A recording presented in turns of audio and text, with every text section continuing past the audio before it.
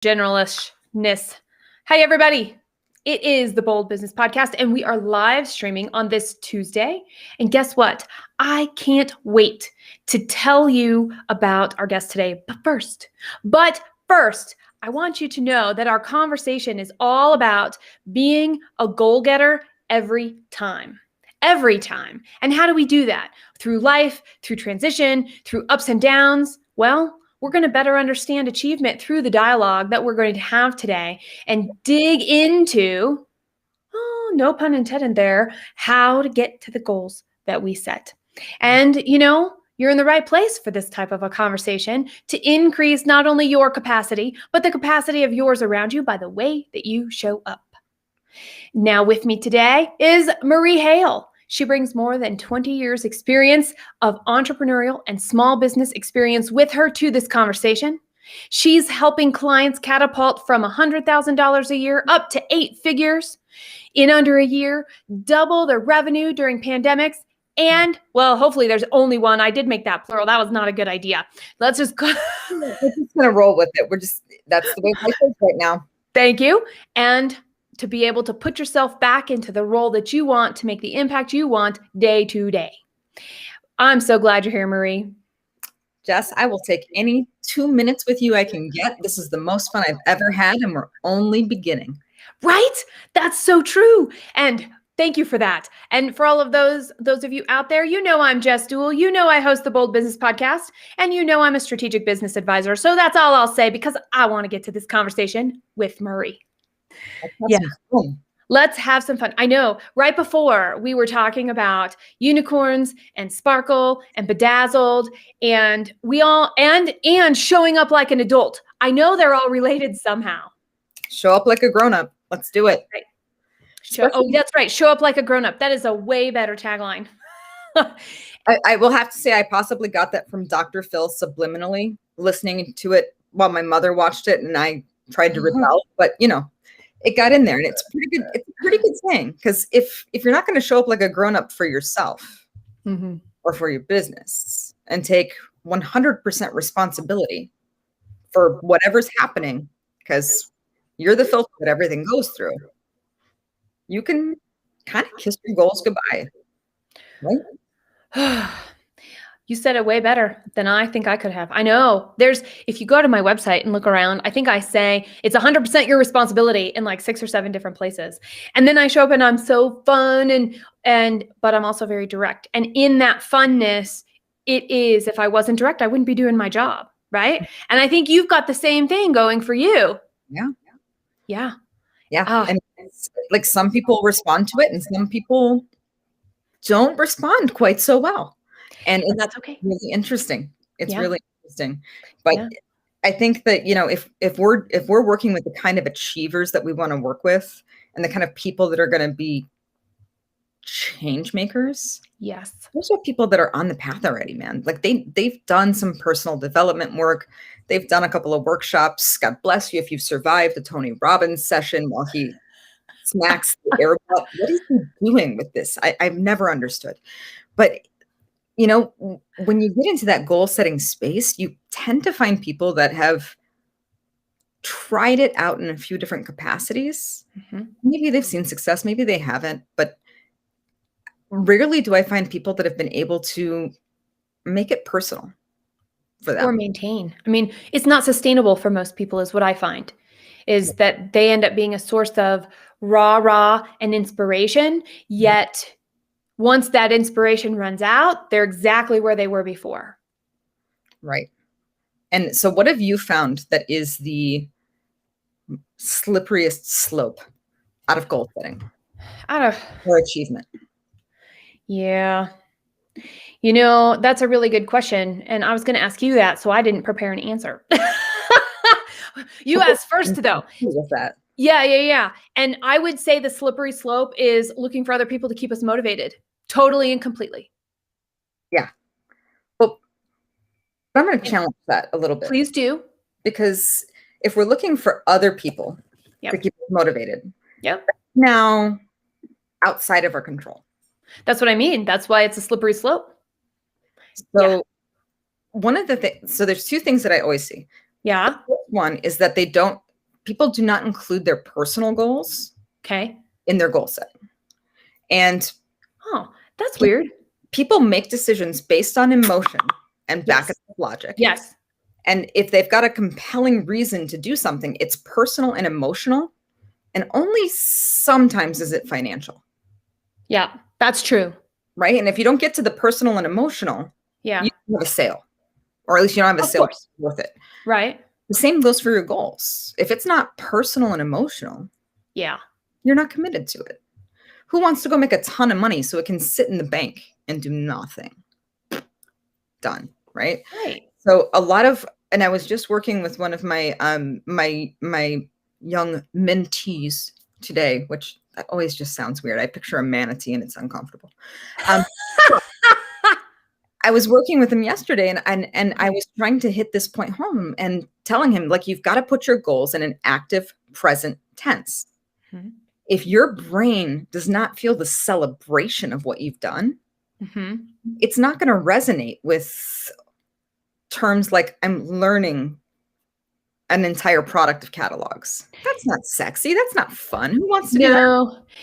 Okay, so to your point about personal, and that's maybe one of the reasons I went external, because I'm thinking about this and I'm listening to you and I'm like, absolutely. Mhm. Because that's the biggest in leadership teams, it's the first thing that fails. If there isn't, and we use this word buy-in, and I don't particularly like buy-in. I like commitment better. We expect buy-in, but we don't ever ask for commitment. We don't ever start having the conversation about, well, why would this be important to you? How can you show up and help make this happen? We're never asking those types of questions. So I'm, in that organizational route, which is another reason I think I said that external. We're looking for one person, usually the seller founder, usually a founding team, that is expected to bring all of the motivation for everybody else. But then they can't actually go do the goal achieving that for everybody else, can they? Right. We can show you how to do the push-ups, but we can't do them for you. That's And right. so my my partner who passed, Jim, Mhm. he was my guru. He was my sales coach when I was 25. We were together for 13 years before we became a family. And when we became a family, like, Jack Canfield's The Success Principles Mhm. was our Bible. We would read it once a year, Yeah. and we would use it in our coaching and all of those things. And so we became, like, our family was a goal-setting family. I actually found a daycare that was based on the 7 habits of highly effective people. Okay, that's fantastic. I know. And then, she was 3, so it didn't matter. But Hey, the osmosis of leading by example works really well at 3, honestly. not so well at 9, though. No, not at 9. I believe that completely because I have a 9-year-old too. Yeah, for a few more days, then he turns 10. But it's so true. So let's think about this so you've now pulled out 2 resources. The Success Principles by Jack Canfield and Stephen Covey's 7 Habits of Highly Effective People. Now, these both are systems. Yes. And they're Systems. systems to work. Yes. They create the framework, the place to play with that. Right. Now, go ahead. Well, and like the beautiful part, though, is that Stephen Covey was alive, I don't know, 50 years ago? Yes. But it still rings so true because it's Stephen Covey and Benjamin Franklin, which if you know Benjamin Franklin on any scale, he was one of the most high achieving humans Yes. in history. And Right. he used to task out and time block when he would wake up and when he would go poop and when he would talk to his friends. And he made sure that he addressed every section of his life so that he stayed in balance, so that his roles were maintained, so that he could achieve. And what I love about that is, and I don't know if there's any business owners out there that experience this or any leaders that have this white noise that is constantly circling the back of your brain of all of the things that you're supposed to keep doing and tick, tick, tick, tick, tick, tick, right? Right. It doesn't calm down until your brain, it's like being a bartender. and you're shaking the drink and like 17 people walk in. You're like, all right, I got you next and I got you next. And then everybody calms down. Yep. The same thing happens in your brain. Yep. When you say, I see you, I see you, I see you, you're written down, which if you write it by hand, it stores differently in your mind than if you type it. Mm-hmm. Write it out. Your brain goes, oh, she's got that. I can let it go for a second. And you get to be present. Yes.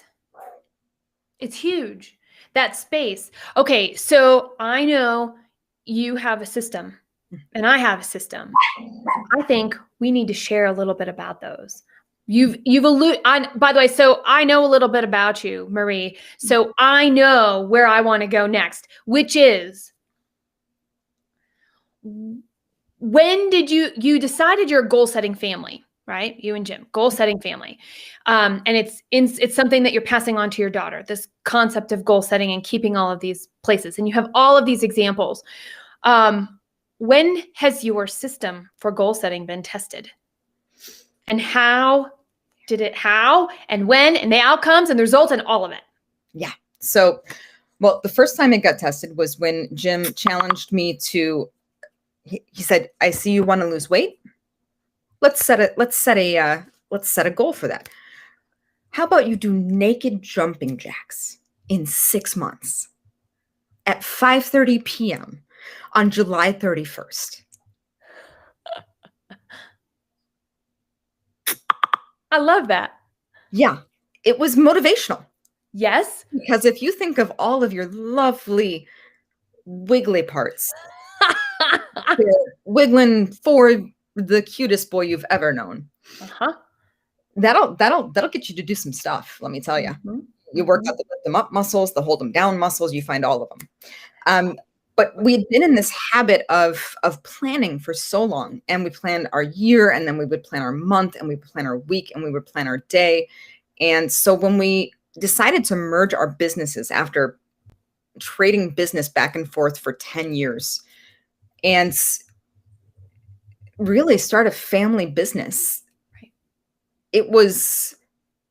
there was a lot of planning that went into it beforehand, right? Like we were experienced business owners. We knew what to expect.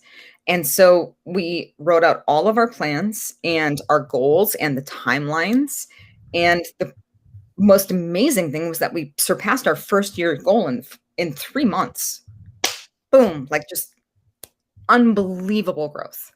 And so, we've got all of these things that are happening, and we've got this bombshell of a baby girl that's 5 years old, and every morning we would walk her to the train, or we would walk her to daycare, and then we would get on the train and go to our little office, and then we would take the train back together. And it was just this amazing life with this person that I was in love with since I was like a kid. He was my guru. And then there was one day when I was in the office late, and I got a call from her daycare because he didn't pick her up. And when we got home, we found him passed. And that was 7 months after we'd opened the business. And if you've ever gone through grief, you know that it comes with this fog, and things don't make sense, and pieces are everywhere. And I had about 3 weeks to figure out if I was going to keep our family business alive. And I decided that I would take on his role and continue to teach the curriculum we'd spent 10 years putting together and keep the business going and just keep walking. And about 4 months after that, I had cancer in the middle of my face. And they removed about a cigar butt from between my lip and my nose. And I decided to put on my lipstick and keep going. And there were most of the time, I can't really say I knew where my feet were landing. But at the end of that year, as I was going through the things we always did,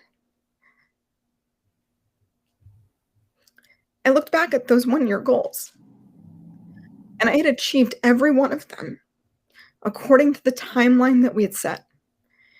even though I wasn't doing the things that I always done, because there was this practice of emotionally connecting with where you wanted to be and getting that kind of beautiful addiction to achievement, and not huge achievement, just little pieces that you can count as wins. I had gotten there even when I couldn't see. And that is such an amazing testament to the power of intention and goal setting and starting those practices when things are great and keeping them going when, I don't know, the entire world burns down outside of your door and everybody's like, oh, I haven't been outside in 10 months. Those things still hold you together when you can't hold it together yourself. And so I keep out there waving my Franklin Covey at people from across the room, because this system, this goal setting experience has been what's kept me together as a business owner and as a mom and as a soul in this world. Right. And, and that's what that's what we fall back to. We fall back to what we know in times of stress. And because you had cultivated that. Right. You experienced success in spite of everything else. And, I think about my system, which is a little different than what yours is. And so before I share mine, I want to ask you, in your system, you talked about monthly, weekly, daily, and you're still doing that monthly, weekly, daily. I am. Yeah. I am. Mm-hmm. And especially, I mean, I'm a single mom. Yeah. He turned 9 yesterday. It's a glorious and adorable age to be home schooling your child for the first time, because I super planned on being a 3rd grade teacher. But having those kinds of systems to lean back on,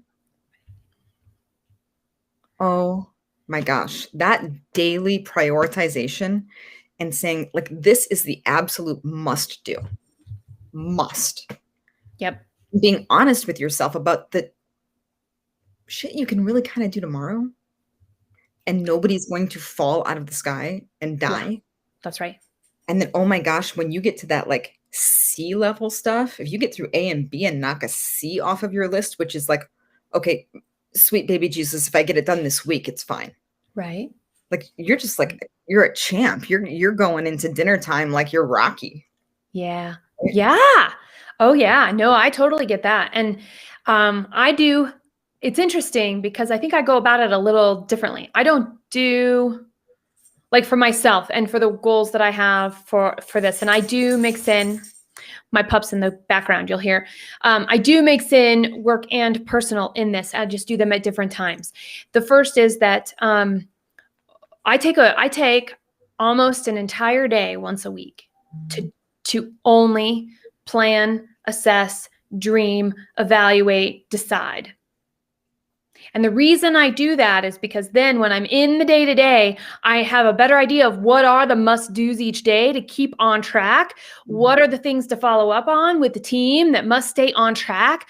And then as things change or shift or stuff blows up around us in different ways, it could be exhaustion, it could be a client, it could be a pandemic and working from home differently with everybody else too.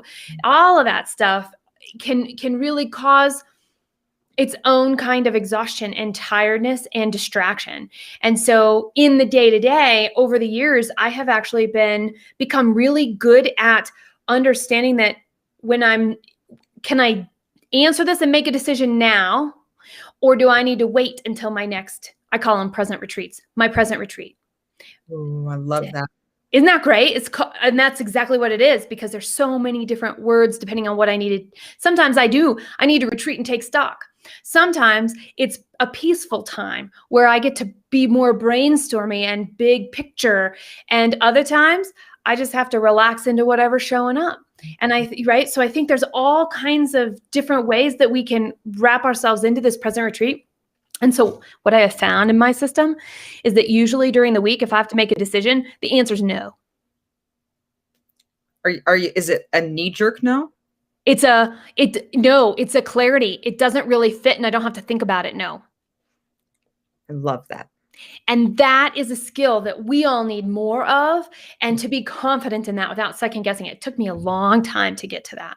But by doing that, I get to say no more because I'm so clear on where things are going that when I do say yes, then I know there's going to be an impact, even if I have no idea how it's going to fit in.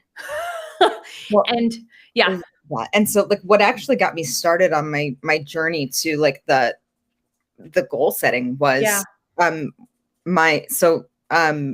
Lily's dad, my ex-husband, he had a 1-year-old and a 3-year-old when we met, and I was 24. Yeah. So I knew everything. It was great. But I realized, I think I was maybe 26 or 27. And at that point, I owned a belly dancing company. I owned a medical spa, and I was doing something else as well. I think I was bartending or doing something. I don't know. Mm-hmm. I like to stay busy, Yeah. But I realized that all my stepdaughter saw was me leaving. Yes. And when I had to look at the roles that I play and the people that I'm responsible to in each one of those roles, it suddenly became very not okay with me. Yeah. And thank God I got that message when I was 24, 25, that every yes that I said to something else was a no to them. Mm-hmm. And I was like, cool, not okay. That's exactly right. That's exactly right. Hey, everybody, just a quick check-in. You are listening to the live stream version of the Bold Business Podcast, and we're talking about achievement. We're talking about goal setting. We're talking about systems. We're talking about showing up when the world dumps on us and being able to succeed in spite of that with Marie Hale. And you know what? I want to say thanks, Marie, for sharing the stories you shared so far. So if you've missed it, you'll get to watch later. I know you will. And listen later on Thursday if you like as well. And we have the power within us is what I've taken away from this conversation. And so how do we claim that next? And I want to pick up exactly where you just left off, Marie, which is when I say yes to something, I say no to something else. Mm-hmm. And being very clear about what I'm saying no to, or what we are saying no to. Oh, I wish I had learned that earlier. The problem is I keep learning it. And I really only like to try to learn things once. But life is hard. Life is hard. And it's going to throw you all kinds of curveballs. And nothing's ever the same. I'll be real, right? I mean, the skills we bring to the table can be the same. The systems that we can lean into can be the same, because life will never be the same. And that's why you need systems. Because the right systems fortify you as a whole person, mm-hmm. and not just a business entity. Right. And so, I think the other thing that I've seen over and over and over again is a lack of specificity. Right? Yep. I've worked with so many husband and wife couples, and I will tell you, I do sales coaching. I do not do marriage therapy. I am the last person you want to be asking about that stuff. But inevitably, somebody will come through and be like, oh, I want more intimacy in our relationship, or I wish we had better communication. Cool. How are you going to measure it? What does that feel like to you? What are the KPIs? That's right. Intimacy? And they kind of look at you like, I'll just know it when I get there. No, you won't. The grass will always be greener. Right? And it'll never work out. Is somebody's going to work like a dog to make you happy, and you didn't know what it was going to take to make you happy. And so you get there and then you don't realize it and you slide right back out. Yep. And the part is then usually you blame it on the other person. It's true. And if we don't want to look at our personal relationships, we can look at our work ones. Mhm. If nobody will be part of our management team, if we keep losing key people on our leadership team, if we have high turnover, there's something going on, and we really need to hold up that mirror. And by the way, I'll bet you whatever you find in the mirror at work is going to be very similar to what you find in the mirror at home. Yes, yes, yes. And so that concept of the systems and being able to measure is huge, because you do have to have I call it the beginning, the middle, and the end. You have to have a start line. You have to have a finish line. And if you're doing this with somebody else, you have to make sure you're all at the same start line.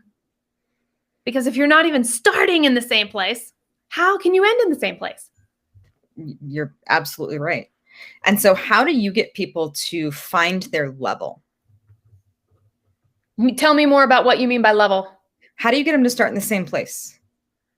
Oh, people don't like it. I talk a lot. I don't know if you know this about me, Marie, but people tell me I talk a lot. I listen twice as much as I talk. So there is that too. I'm just like, I don't know what that means for the amount that's happening. There's always information coming in. And so it's the nugget of when we are talking about, well, what is our starting line? There has to be something that anchors us together, that common bond. And usually it's our mission, or it's our vision in a company, or it's what we want to do in the partnership of our home life, our outside of work life. And do we have the same goals around intimacy and connection and achievement there as we do at work? And how do you have those conversations? So realistically, it's courage to say what you want. First, whoever's going to hold the vision and whoever's going to hold the mission has to say, this is what I want, and here's the starting line. And then the dialogue has the opportunity to happen. So courage to say, here's what I want. And then a willingness to hear, oh, that's not quite what you want. So how do we find what we want? And that can become our starting line. But it takes a dialogue. Sometimes it seems scary. Yeah. People are not used to having really authentic conversations. And you can't do goal setting unless you're willing to strip down a little bit. Be real. I know. Vulnerability is so powerful, especially right now when we've all been through grief. The pandemic was people grieving. They had lost family members. They had lost their lifestyle. They had lost their choices. That was grief, and it was palpable. And unless you've been through grief, you don't really see it for what it is. Right. But I watched people go through all of the emotional stages of grief. And that thing that they tell you about the 5 stages of grief, that's actually for people who are dying, not for people who have loved ones that die. Yeah. Completely different if you've lost something. Yeah. And so, like, when you see people going through this fog and you see them trying to, and I'm not going to say the one P word, I'm going to say pirouette in their business. Anymore. And everybody's spinning and everybody's doing their very best to stick to the values they said they had before COVID hit. Mm-hmm. And show up the way they always thought they should show up. And the exhaustion and that veneer that everybody kind of walks around with of, the networking face. Yeah. Everything's amazing. Yes. Thanks so much for asking. And I go into my Moira Rose voice because it's just so preposterous that people still do this. But the pandemic kind of stripped that. Yeah. People were like, everybody else is on the same page. I have hopefully a chance that I can be a little bit more vulnerable, whether it's with your team or with your clients. That vulnerability opens you up to so much possibility. It does. And it comes back to, if we're not really willing to look at it ourselves, there's no way we can articulate what we want. And goal setting has to start from right here, right there in our own hearts and minds and guts. Yep. Yeah, I think that is so, so true. Because unless we understand why we end up doing what we fall into those roles, we're pleasing or we're settling or we're all kinds of other things around that. And unfortunately for us, that tends to be how we tend to set our goals. We forget. And that's why we have these things called SMART goals. And I love those and I hate those. I'll be real with you. But uh, and it is because I'm like, oh, I got a really good juicy one. Ha ha ha. Oh, but we have to have that. And how does the stage of the business that we're in and the role that we occupy in our business align to the stage of our life and where we're at in our life? And I actually think that concept of that vulnerability piece and that veneer was trying to continue to keep them separate. This has allowed people to show up in a new way and be like, Yeah. People say that, work and life are mixed. They are now. Mm-hmm. And people have really been able to try and keep them separate for a while. And I think that that's a huge thing to keep in mind too, is we can't keep them separate. So if my personal goals don't align with my business's goals for me, I have some decisions to make. It doesn't matter what role I'm in. I have decisions to make because I want to do this and I want to do this. And to your point, if I say yes to work, I'm saying no to my family. And if I'm saying yes to my family, I may be saying no to my work.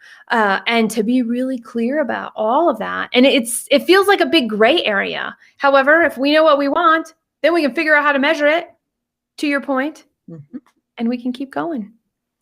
And what I really think we're going to see, and what we're seeing already, is that we're becoming an outcomes-based workforce. So as you're looking to restaff, or as you're looking to re-enter the market, you've got to know that you just proved to your entire workforce that there's a different way to do things. Yep. And if you don't understand their goals and what's critical to them, and possibly take into account your goals and what's critical to you, you are going to miss your opportunity to change things for the better permanently. And wouldn't that be an incredible goal for us to have as a collection of conscious leaders and conscious capitalists? Yes. So I have a question. How do you define opportunity? We're going to shift a little bit because I think this ties into our goals. And we keep saying the word opportunity, and now I'm curious. How do you define an opportunity, and how do you know it's actually one versus, that shiny object? I don't call them shiny objects in business. I call them shiny objectives. I like that very much. Yeah. You got to have some metrics. You've got to have some points to put it through. Because, listen, I'm a very dominant personality. I know that's incredibly shocking. No. But I tend to think in business cases. Yeah. Who are stakeholders? What is it going to cost me emotionally, mentally, physically, financially to get through this? And what's the possible ROI? Listen, we're still humans. We're going to make decisions based on emotion. Yeah. Check. And you can Google yourself into anything from cancer to the next multi-trillion-dollar business within about 10 minutes. Right. But if you know what your values are and how you want your values to show up in your personal life and your business, and what your true, I hate this term, but your true BHAG is, if what you're looking at as an opportunity doesn't align with that, you're having to work really hard to get it in. Hopefully you've got some friends that will tell you that you're full of shit and to take a minute and step back. That is the best business tool ever, is people that love you enough to tell you that you're out of your mind. Right. We need that. We need more of that. I'm telling you what. For anybody that's listening, don't settle until you have that. If you need somebody to tell you that you're insane, I will do that for you. I was going to say, there's two of us right here. Sign up, make a line. We'll cue you in. I take business girlfriend calls all day long. That's right. Dream it out, get back to it, tell me your crazy thing, Mhm. and then breathe and go back into your day. That's right. Because you're going to have some priorities that were already there that you should be paying attention to. So what's one value you weave into everything? Humor. Oh, yeah. Mm-hmm. I am a smart ass dyed in the wool. And humor does so much. We actually make sure that we have one smart ass, one dirty mind, and one really anal editor on every project. Those are the things that you need. I love it. Through. Yeah. If you can put things through a lens of humor, for me, Mm-hmm. again, my mom still doesn't get me. We're 40 years in, we're still working on it. But humor is at least going to give you a moment to laugh it off before you have to roll up your sleeves and dive back in. Right. Yes. What's your value? Well, there's an elegance that I bring to personally, there's an elegance that I bring to everything because it doesn't matter how big the crash is when I'm walking in heels down the street. It matters that I get back up and keep going. The way you stand back up after is all about that. And so for me, it's the elegant piece is what I would say I bring to everything that has to weave in and out. By the way, there's also a simplicity, which means you can't, if you're overworking yourself or you're stretched too thin, then you're never going to show up elegant because that stress and that white noise that might just be in the back of my head actually is like the cloud in that wonderful little in Pigsty in Charlie Brown. Yeah. I mean, everybody senses that around you. So that's how I'm showing up. And I'm watching for that in the people around me. And then you bring that into Red Direction where we talk about being bold. And so I know the way that I'm showing up to that is, well, can it be simple? Can it be regal? And can it get us to where we want to go? And how's everybody on the team showing up in those areas? Because if they're falling into a trap or a bad pattern or a stressor has showed up that they're not handling very well, well, that's my opportunity to show up and help. I love that bold, simple elegance. Yes. Very Audrey Hepburn. Oh, it's true. There is a little bit of that. Mm-hmm. Oh, now I just want to watch Breakfast at Tiffany's. And I will tell you all about the Breakfast at Tiffany's brunch that I made. Oh, I can't wait to hear about that. Okay, that's so super great. And so this is how we show up. And it's really hard. Okay, I'll tell you what, when there's egg on my face, it's not always easy to be elegant standing back up after falling down. It's not. And especially if it's muddy down there or there was no reason for me to fall down in the first place, but I just did, right? There's all of those pieces. And so that comes back to this courage. All right, here's how I am right now. And if I can't own that for myself, nobody else is going to listen to me. Nobody else is going to want to share a goal with me to achieve. And it's almost like I've gone negative before I've ever hit the starting line. There's got to be a phrase for that I'm not getting since I'm not very sportsy, but I don't know. If you could have negative points in any game, there are times if I don't accept it for what it is, you start out in the negative. I'm pretty sure that has something to do with Hogwarts, and so I'm extra out. Yeah. But you're so incredibly right because like our major values are humor and love, and we talk about humor and love all the time, and it's a lot of people are very uncomfortable talking about love in a professional setting. Yeah, they are. When you think about love, what is it? It's caring for the person across from you, just as much as you care for yourself. Yes. And it means caring enough to ask the hard question and to push in a direction that may be not what you would typically do. And to be able to show up from a place of love also means being kind to yourself. Yeah. And if people can see you fall down and love yourself and laugh a little bit and get back up, it gives them permission to fail forward. And I believe in failing fantastically. Go Oh do yeah. the most audacious thing you can do. Bring Go it. move from Vegas to Chicago when you're 17. Go open a belly dancing agency when you're a tiny white girl. Like, just figure it out. Build your wings on the way down. It's great. That's right. And it teaches you such grit and humility and Yes. love. Yes.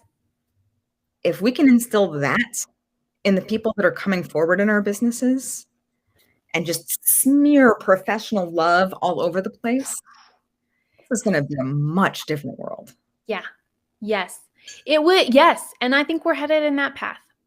I do think we're headed in that path. The more that we get to show up to, and we can't have things be separate. We're all facets of us get to show up together. I mean, hello, have you ever seen half of a diamond? Come on. You get all the facets in the diamond. Bring it, baby. I love that. And so I love everything that you're saying in that capacity. I want to do a quick recap because I think there's something in here that we can dig into that we haven't yet about goal setting. So we started out and we're talking about the importance of goal setting and that it has to be a part of who we are because we automatically lean into that in times of stress, uncertainty, and then part of the goal and going through the process of that is to make sure we know where the starting line is, who's on the journey with us, and that we're actually at the same starting line. What are we measuring to show progress? And at the end, what did we get out of it? What is that return? And when I say, what did we get out of it? Boy, does that sound selfish. And I'll be like, we need to have a little more selfishness in our world because otherwise we're not catering to our goals. How can we get to our goals if we aren't focused on us? We're in business. We should be focused on ROI. Yeah. It's not a dirty word. Hey, we're also humans, and humans need to be focused on ROI too. If you put bad stuff in, you get bad stuff out. If you don't sleep, there's results of that. If you do, whatever you're doing, it's the same thing. Whatever you're saying yes to, you're saying no to something else. And so we've got to say yes to ourselves also every single time. Yep. But I think for me, the magic in getting to that goal, get it. And this is my super geek, but I love to break it down into micro chunks so that there's achievements over and over again. And your brain gets addicted to that serotonin and dopamine release. And what starts to happen is the more you can break your goals down and the more you get those releases, your subconscious mind starts working with you having to do jack crap. Right. And that is what gets you to your goals faster. And that's what people don't realize. Is it's not so much the practice of, okay, I've got to sit down and write my goals and blah, blah. No. Like doing. At this point, your brain is just going to take you over the finish line. That's right. That is exactly how I got there. That is exactly how I stayed afloat. Yep. And I will continue screaming this message from the tops of mountains, or well, I'm in Chicago, so like next to the lake, I guess. But I scream. That's what I do. Right. This changes lives. Yeah. You gotta love yourself enough to get the plan together. That's right. And then stick and be committed to do the work. Accountability, baby. That's right. That's another thing. We'll tell you you're insane, and we'll also help hold you accountable. Anytime. That's what and we've got to do that because, and to your point about the small achievements and breaking it down and understanding what that looks like is so incredible. And that sometimes is enough. That discipline is actually a form of accountability, but some of us need something else. We need somebody to report into. We're servants in servant leadership in some way. And so if we need to have that external accountability to keep us moving forward and committed to doing the work, why not? We're going to ask our employees to do that for us. We're going to ask our peers within our same level in our organizations to do that. So why not? Listen, if you don't have folks that you can strip down with emotionally from a business perspective, you better check your posse. That's right. Like, take a look around, find some badasses to get in your corner. That's right. And they may not be in your organization, and that's okay. That's okay. It's okay. Sometimes it's kind of better that they're not. Sometimes. Yeah. Yeah. So we've talked about all of this. Okay, I'm going to leave it at this now.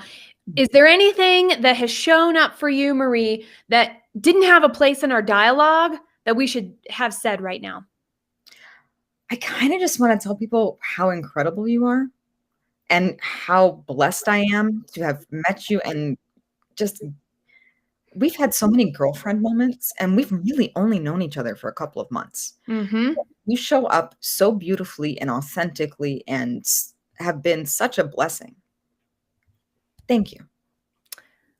Oh, thank you, Marie, for seeing that in me, because I see the same in you. Yeah. Thank you. Yeah. Okay. All right, now we got to move on. Do you have jokes? We got to lighten this moment a little bit. Well, and this is what it's all about. We are modeling for you, everybody listening and watching. We're modeling for you this really showing up piece right now. Yeah, professional love, baby. That's exactly right. Okay, now you've listened to us. Some of you are here in the live stream sharing in the chat. Thank you very much. We are glad to have you as part of this journey. And for those of you who will be catching this in the podcast stream and in our resharing over the course of the next few weeks, it's time for you to share your experiences. How do you set goals? When is a time that you actually had a system for goal setting that carried you through a tough time? It can be tiny and it could be galactic. It's whatever it is, the relying on the system in the time of stress, that self-trust that comes with it. I know what to do here no matter what is what we want to hear from you. And so tell us what you've learned, add your voice to the story, because it's when we're all sharing our experiences and we're learning from each other, it's how we can hone our skills. It's how we can show up better. It's how we can figure out who might be the next best posse member for ourselves as we're moving forward down our personal growth, professional growth, life path. Thank you for being here. And don't forget, if you like this, you have friends that will, you'll have colleagues that will share this with them as also, and let them stop by. Until next time.